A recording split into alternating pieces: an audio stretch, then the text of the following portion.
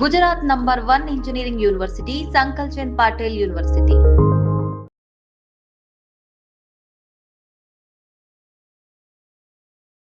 హైదరాబాద్ నగరంలో అది ఎంఎంటీఎస్ రైల్లో దుండగుడు ఒక యువతి మీద అత్యాచార ప్రయత్నానికి పాల్పడడం సంచలనంగా మారిపోయిన పరిస్థితి. నిన్నటి నుంచి కూడా ఈ వార్త ఒక సంచలనంగా మారిపోయిన సిచ్యువేషన్ అయితే కనిపిస్తోంది.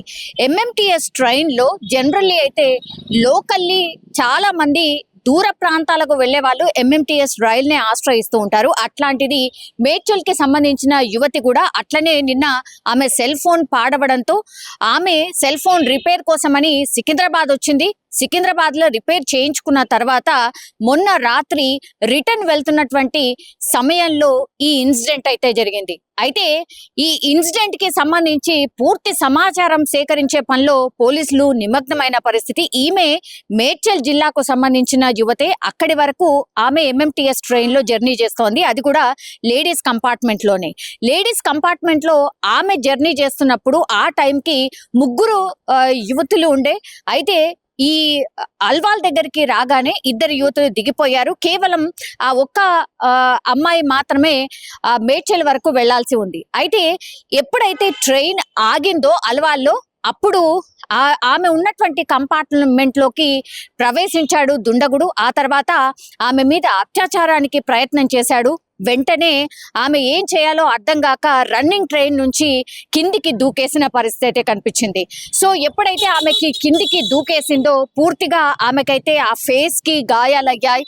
ఆ తర్వాత పంటికి కూడా గాయమైంది, ఫేస్ అంతా స్వెల్లింగ్ అయింది, అట్లాగే లెగ్ కూడా ఫ్రాక్చర్ అయినట్టుగా నిన్న పోలీసులు కూడా ప్రెస్ మీట్ లో చెప్పడం అయితే జరిగింది. ఈ కేసుని చాలా సీరియస్ గా తీసుకున్నటువంటి పోలీసులు నిందితుడి కోసం నిన్ననే 4 బృందాలుగా గాలింపు స్టార్ట్ చేశారు. అట్లాగే సీసీ ఫుటేజ్ ఏదైతే ఉంటుందో, ఈ ట్రైన్ స్టాప్స్ స్టేషన్స్ ఎక్కడైతే ఉంటాయో అక్కడ పూర్తిగా ఈ సీసీ ఫుటేజ్ ని సేకరించిన తర్వాత ఈ నిందితుడు ఎవరు అనేది గుర్తించడం జరిగింది. ఇప్పుడు ఈ నిందితుడు ఫోటో అట్లాగే ఆయన పేరు కూడా బయటకు వచ్చిన పరిస్థితి.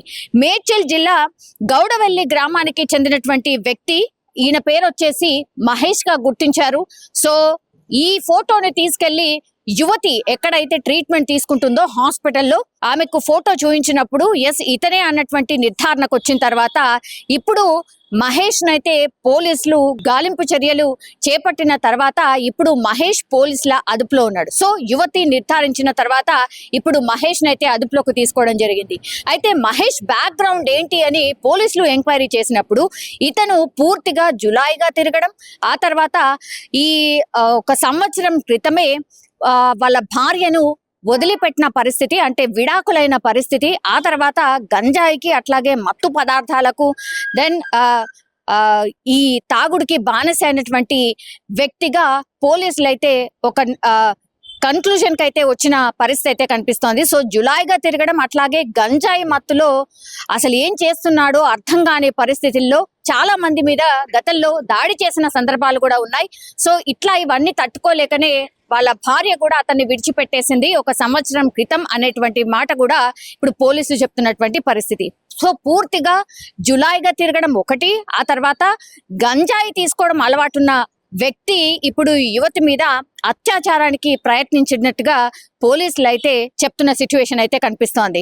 సో ఇవన్నిటిని చూసినప్పుడు ఇప్పుడు అగైన్ మళ్ళీ ఇంకో ప్రశ్న ఏం రైజ్ అవుతోంది అంటే, ఇంకా కూడా గంజాయి దొరుకుతుందా, ఇంకా కూడా గంజాయి సప్లై ఇట్లా అవుతోందా హైదరాబాద్ లో? ఇంత పకడ్బందీగా పోలీసులు చర్యలు తీసుకుంటున్నా, ఎక్కడికక్కడ గాలింపు చర్యలు చేపడుతున్నా, పూర్తిగా గంజాయికి సంబంధించిన బ్యాచ్ మీద నిఘా పెట్టినా ఇంకా కూడా ఇట్లా గాంజా సేవిస్తున్న వాళ్ళ పరిస్థితి ఇలా ఉంది. అట్లాగే వాళ్ళు ఆ మత్తులో ఏం చేస్తున్నారో తెలియనటువంటి పరిస్థితిలో ఇట్లా ఈ అత్యాచార ప్రయత్నాలు కావచ్చు, లేదంటే క్రైమ్ కి సంబంధించిన ఇన్సిడెంట్స్ చేస్తున్న వాళ్ళలో పెద్ద సంఖ్యలో ఇట్లా గాంజా లేకపోతే మత్తు పదార్థాలు అనుకోండి, లేకపోతే ఇట్లా మందు సేవించడం అనుకోండి, ఇట్లాంటి వాళ్ళే చాలా ఎక్కువగా ఇట్లాంటి ఇన్సిడెంట్స్ కి పాల్పడుతున్న సిచ్యువేషన్ అయితే కనిపిస్తోంది. ఇప్పుడు యువతి మహేష్ గా గుర్తించింది కాబట్టి ఆయన మీద పోలీసులు అయితే వివిధ సెక్షన్ల కింద పోలీసులు కేసులు అయితే నమోదు చేసిన పరిస్థితి.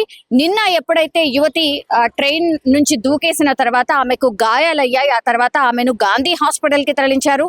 దెన్ అక్కడ డాక్టర్స్ ఇచ్చిన సజెషన్ ప్రకారం అయితే ఆమెని మెరుగైన చికిత్స కోసం యశోద హాస్పిటల్ కి తరలించి ఈ రోజు లెగ్ కి సంబంధించిన సర్జరీ చేయబోతున్నట్టుగా కూడా మనకున్నటువంటి సమాచారం.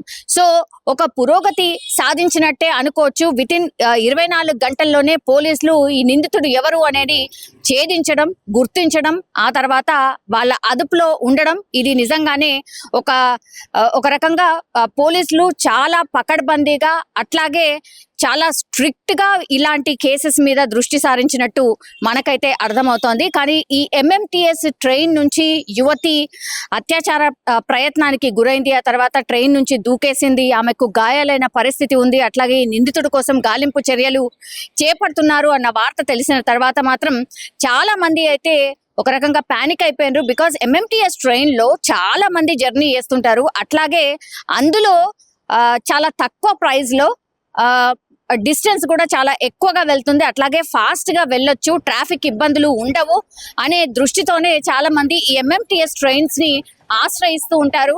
అట్లాంటి ట్రైన్ లోనే ఇట్లా అఘాయిత్యం జరగడంతో అయితే చాలా మంది ప్రయాణికులు భయపడిపోయిన సిచ్యువేషన్ అయితే కనిపిస్తోంది. కానీ 24 గంటల్లోనే పోలీసులు నిందితుడు ఎవరు తేల్చడం, పట్టుకోవడం అయితే నిజంగానే చాలా మంది ఇప్పుడు MMTS ట్రైన్ లో జర్నీ చేస్తున్న వాళ్ళ అభిప్రాయం కూడా ఏంటి అని అంటే 24 గంటల్లోనే పోలీసులు ఆ నిందితుడిని ఎవరినో పట్టుకోవడం అయితే జరిగింది. గతంలో ఎప్పుడైతే ఇట్లాంటి ఇన్సిడెంట్ జరగలేదు. రైల్వే నిజంగానే సేఫెస్ట్ జర్నీ అనేటువంటి మాట కూడా ఎవరైతే ప్రయాణికులు రైల్వేలో జర్నీ చేస్తారో వాళ్ళు కూడా చెప్తున్న పరిస్థితి అయితే కనిపిస్తోంది.